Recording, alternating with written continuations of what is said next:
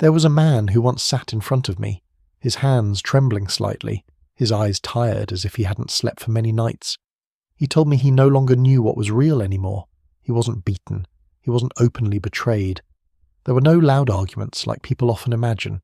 From the outside, everything looked perfectly normal. His friends even thought he had a relationship worth admiring, but inside, it was different. He felt himself shrinking little by little. He began apologizing for things he didn't do. He avoided meeting friends because he was afraid someone might feel upset. He thought for a long time before making even the smallest decision, just to make sure it wouldn't disappoint the other person. What hurt him most wasn't a major shock. It was the feeling of losing direction. He didn't understand why he had changed so much. He didn't know when he had started living to regulate someone else's emotions instead of living for himself. And the scariest part was that he didn't realize it while it was happening. There were no screams, no threats, just very small, very quiet changes, repeated every single day. By the time he looked back, he no longer recognized the man he used to be. And that is what I want to talk to you about today. Manipulation is not loud, it is quiet, and because of that, it is dangerous. Most men, when they hear the word manipulation, immediately think of obvious control, of shouting matches, of being ordered around or threatened. We're used to seeing that image in movies, where the villain always reveals their intentions clearly. But in real life, manipulation rarely shows up in such a loud way. It does not begin with yelling. It begins with care. It does not arrive with clear imposition. It comes with very gentle, very soft, very reasonable words. You feel loved, needed, and important. And precisely because of that, you lower your guard. Women, by nature, are often more sensitive to emotions. They can read facial expressions, tone of voice, and the smallest changes in attitude. That is neither better nor worse than men. It is simply a biological difference. When used properly, it is a tremendous gift in a relationship. It creates understanding, empathy, deep connection. But if that ability is used to control instead of connect, it becomes an extremely powerful tool, because the one who controls understands your emotions before you even understand yourself. Real manipulation does not make you feel forced. It makes you change voluntarily. It makes you believe you are choosing, while that choice has already been guided beforehand. And when you do not realize it, you begin living to regulate someone else's mood. The first tactic I want to talk about is what I call emotional hostage-taking. It is not loud, not angry, no slamming tables or raised voices. It is just a very subtle sadness. For example, you say you want to go out with your friends this weekend. A completely normal thing. She does not forbid you. She does not tell you not to go. She just becomes slightly quieter, replies to messages a little slower. When you ask if something is wrong, she says nothing's wrong. I'm fine. But you clearly feel that she is not fine.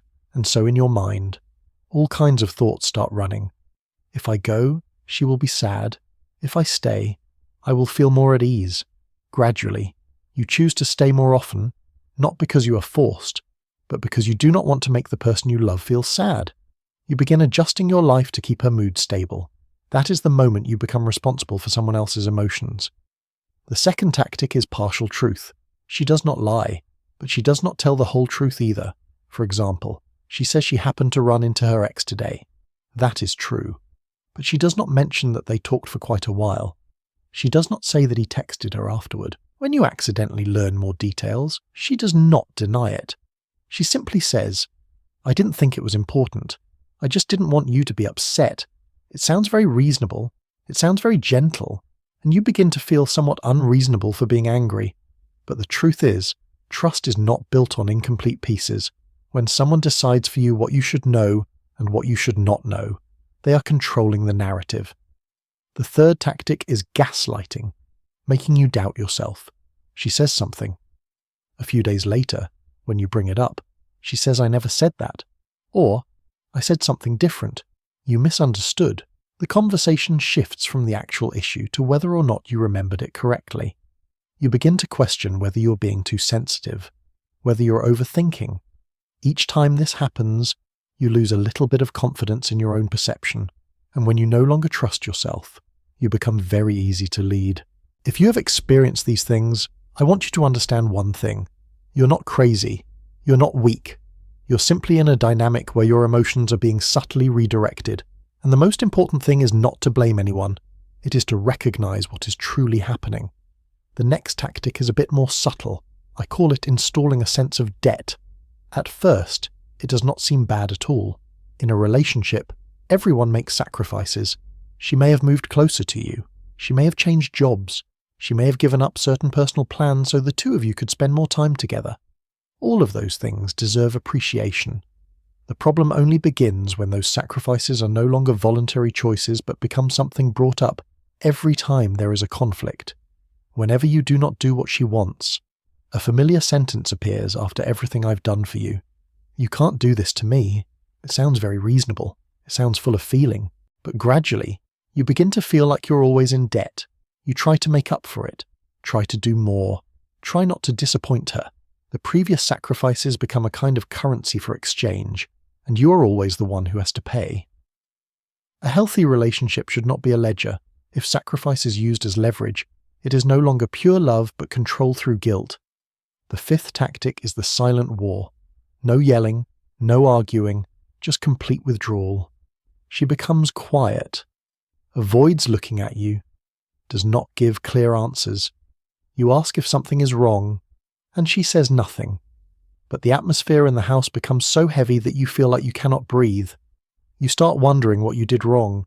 You replay every sentence, every action in your mind. You apologize for things you're not even sure you did. You try to do something to break that silence, and she simply waits for you to give in. What makes this tactic powerful is that it targets the fear of abandonment. When the person you love suddenly withdraws, our instinct is to chase and reconnect, and in that process, you gradually lose your composure. Silence sometimes hurts more than yelling, because it makes you feel as if you do not exist. And when you fear that feeling more than anything else, you will do whatever it takes to avoid it, even if it means giving up your own needs. The sixth tactic is the comparison game. It often begins very lightly, not with direct criticism, just seemingly casual remarks like "my friend's boyfriend does this all the time," or "I see other men being more proactive," or "I wish you were as romantic as they are." She does not directly say you are inadequate, but the underlying message is that you are not enough. At first, you may laugh it off, but if those comparisons are repeated, they begin to sink into your mind. You start wondering whether you truly are lacking, whether you have not tried hard enough, and then you try harder. You change your behavior. You try to become the version you think she wants. The problem is not self-improvement.